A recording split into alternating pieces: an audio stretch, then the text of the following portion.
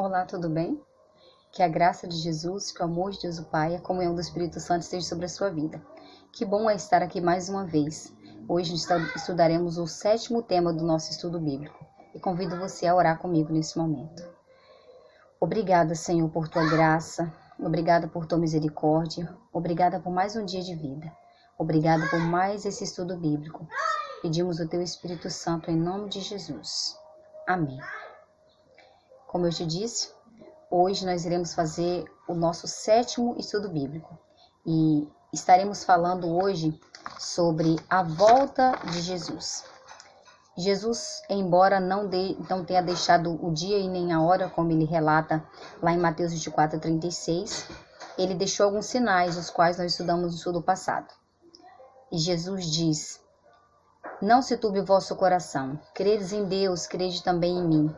Na casa de meu pai há muitas moradas. Se assim não for, eu vou-lo teria dito, pois vou preparar-vos lugar. E quando eu for e vos preparar lugar, voltarei para vós mesmos, e os levarei para mim mesmo, para que onde eu estou, estejais vós também. Errei algumas coisinhas aqui, mas é isso que o verso diz.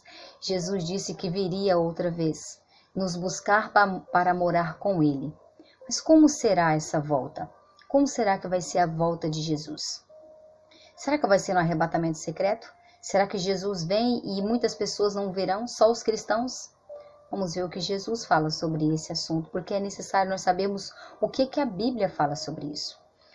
Por exemplo, se você ler Mateus 24, verso 30 e 31, diz assim, ó: então aparecerá no céu o sinal do Filho do Homem,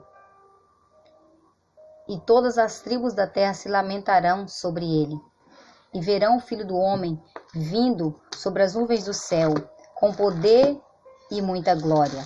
E ele reunirá os seus escolhidos dos 4 cantos da terra. E o verso 31. E ele enviará os seus anjos com grande clangor de trombeta, os quais reunirão os seus escolhidos dos 4 ventos, de uma a outra extremidade dos céus. Então a Bíblia diz que Jesus, ele vai vir com milhares e milhares de anjos tocando trombeta. Vai aparecer no céu o sinal do Filho do Homem e diz que todas as tribos da terra se lamentarão sobre ele. Apocalipse capítulo 1, verso 7 diz o seguinte: eis que vem com as nuvens e todo olho o verá. A Bíblia diz que todo olho vai ver a volta de Jesus. Também, Salmo 50, verso 3, diz o seguinte: vem o Senhor nosso Deus e não guarda silêncio, diante dele arde um fogo devorador. E os próprios anjos disseram ali para os discípulos no momento da ascensão de Jesus, por que eles estavam olhando para as alturas? Porque aquele Jesus que eles viram subir para o céu voltaria do mesmo modo que eles estavam vendo ele subir, ou seja, de uma forma pessoal, corpórea, literal. Mas o que vai acontecer com aqueles que estiverem se preparado, aceitado a Cristo, no momento da volta dele? O que vai acontecer com essas pessoas? Se você ler 1 Tessalonicenses 4, 16, 17, a Bíblia detalha o que vai acontecer tanto com aqueles que estiverem vivos e salvos no momento da volta de Jesus, tanto quanto aqueles que morreram na esperança da volta de Cristo. Então diz assim, então será... eu vou abrir o texto aqui para ficar mais fácil nós lermos, para que você possa me acompanhar. 1 Tessalonicenses capítulo 4. 1 Tessalonicenses capítulo 4, verso 16 e 17. Portanto, o Senhor mesmo, dada a sua palavra de ordem e ouvida a voz do arcanjo, e ressoada a trombeta de Deus, descerá dos céus, e os mortos em Cristo ressuscitarão primeiro. Depois nós, os vivos, os que ficarmos, seremos arrebatados juntamente com ele entre nuvens, para o encontro do Senhor nos ares, e assim estaremos para sempre com o Senhor. Então a Bíblia diz que Jesus, ele não vai pisar na terra. Nós vamos ver Jesus nos ares, nós vamos nos encontrar com Jesus nos ares. Quando ressoar a trombeta de Deus, os mortos em Cristo ressuscitarão primeiro. E nós, os que estivermos vivos e preparados, seremos transformados e arrebatados, ou seja, levados, para o céu. Os anjos vão juntar os salvos nos 4 cantos da terra, tanto aqueles ressuscitados como aqueles transformados, e encontrarão com Jesus nas nuvens do céu. Mas e quanto aquelas pessoas que não se prepararam, que não aceitaram a salvação oferecida através de Cristo? A Bíblia diz lá em Apocalipse capítulo 6, verso 15 a 17, que os grandes, os poderosos, e todo escravo e todo livre correram, né? Pediram às rochas e aos rochedos para que os escondesse da face do Cordeiro. Olha para você ver, diz aqui, ó. Os reis da terra, os grandes, os comandantes, os ricos, os poderosos, e todo escravo e todo livre, esconderam-se nas cavernas e nos penhascos dos montes, e disseram aos montes e aos rochedos: cai sobre nós, e escondei-nos da face daquele que se assenta no trono e da ira do Cordeiro. Esse foi o pedido deles, né? Porque o desejo deles era não ter que contemplar a face de Jesus. E a Bíblia diz também em Apocalipse 9, verso 6, naqueles dias os homens buscarão a morte e não a acharão. Também terão ardente desejo de morrer, mas a morte fugirá deles. O desejo deles será se esconder, será fugir da presença de Deus para não ter que contemplar a face de um Deus de amor, mas que foi um Deus rejeitado por eles. E 2 Tessalonicenses 2, verso 8, diz o seguinte: então será de fato revelado o iníquo, a quem o Senhor Deus matará com o sopro da sua boca e o destruirá pela manifestação da sua vinda. Isso está em 2 Tessalonicenses 3, versículo 8, tá bom? É onde está esta informação. 2 Tessalonicenses 2, verso 8. Vou ler aqui com vocês. Ó, eu já falei, né? Mas vou ler aqui, ó. Então será de fato revelado o iníquo, a quem o Senhor Jesus matará com o sopro de sua boca e o destruirá pela manifestação da sua vinda. Então, quando os perdidos contemplarem a face de Jesus, eles morrerão pela manifestação da vinda, da glória de Jesus, infelizmente. Então terão dois grupos nesse dia. Aqueles que estarão felizes, que vão cantar: esse é o nosso Deus a quem aguardávamos, na sua salvação nos alegraremos e nos exultaremos e nos alegraremos, conforme o que diz lá em Isaías 25, verso 9.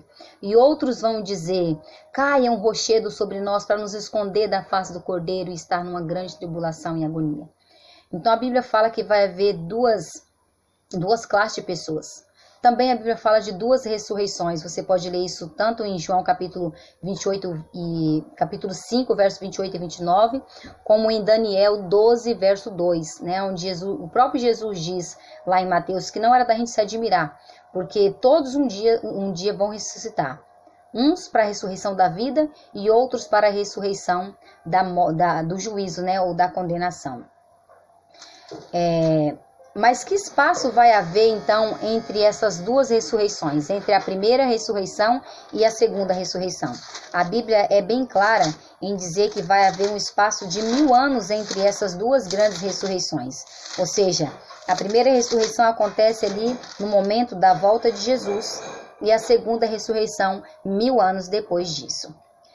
Apocalipse 20, verso 6. Bem-aventurado e santo é aquele que tem parte na primeira ressurreição. Sobre eles a segunda morte não tem autoridade. Pelo contrário, serão sacerdotes de Deus e de Cristo e reinarão com ele 1000 anos. Verso 5. O restante dos mortos não reviveram até que se completassem os 1000 anos. Esta é a primeira ressurreição. Então, aqueles que ressuscitarem na primeira ressurreição serão sacerdotes de Deus e de Cristo e viverão com ele 1000 anos. O restante dos mortos só vão ressuscitar depois de 1000 anos. Nós vamos ter mais detalhes, né, desse tema do milênio, dos 1000 anos, no nosso próximo estudo. Então, qual que é o convite que Jesus faz hoje para cada um de nós? Esse convite está lá em Mateus, capítulo 11, verso 28 e 29, que Jesus diz: vinde a mim todos que estáis cansados e sobrecarregados, e eu vos aliviarei. Tomai sobre vós o meu jugo e aprendei de mim, porque sou manso e humilde de coração. Então esse é o tempo de nós tomarmos a nossa decisão, de aceitarmos a Jesus como o nosso Salvador. Mas a rejeição desse convite de amor, dessa graça maravilhosa, resultará na condenação eterna. A Bíblia diz lá em Mateus 25, verso 41, então o rei dirá àqueles que estiverem à sua esquerda: apartai-vos de mim, malditos, para o fogo eterno, preparado para o diabo e os seus anjos. Meu amigo, eu quero te dizer, o fogo eterno, né, o fogo de consequências eternas, ou seja, que vai destruir para sempre, a morte eterna, né, quer dizer, eterna, que vai ser queimado e nunca mais vai voltar a existir, não que vai ficar queimando eternamente, mas queimado para sempre, destruído para sempre, porque para essa morte tem ressurreição, mas para a morte eterna não tem ressurreição. Foi preparada essa morte para o diabo e os seus anjos. Não é o plano de Deus que você esteja nesse segundo grupo que estará à esquerda, que ressuscitará só na segunda ressurreição. O desejo de Deus é que você possa ouvir a voz dele, possa ouvir o clangor da trombeta, né, o tocar da trombeta na primeira ressurreição. Mas essa decisão não cabe a mim, ela cabe a você. Quer você estar pronto para a volta de Jesus? Quer você entregar o coração a ele totalmente? Eu desejo que você o faça. E por isso eu convido que você ore comigo, que você leia esses textos depois aí na sua casa, para saber se realmente aquilo que eu estou dizendo é verdade. Porque há uma grande necessidade de nós compreendermos qual é a verdade sobre a volta de Jesus. Vamos orar comigo. Obrigada, Pai, por tua graça. Nas tuas mãos colocamos a nossa vida e pedimos que o Senhor possa continuar fazendo a tua obra em nossos corações. Abençoa essa pessoa que me ouve nesse momento, Pai, que o teu Espírito Santo a convença da verdade e que ela possa entregar o coração a ti antes que seja tarde demais. Em nome de Jesus. Amém. Que Deus te abençoe e eu te encontro então no nosso próximo estudo, onde vamos ampliar esse assunto sobre os 1000 anos. Deus te abençoe.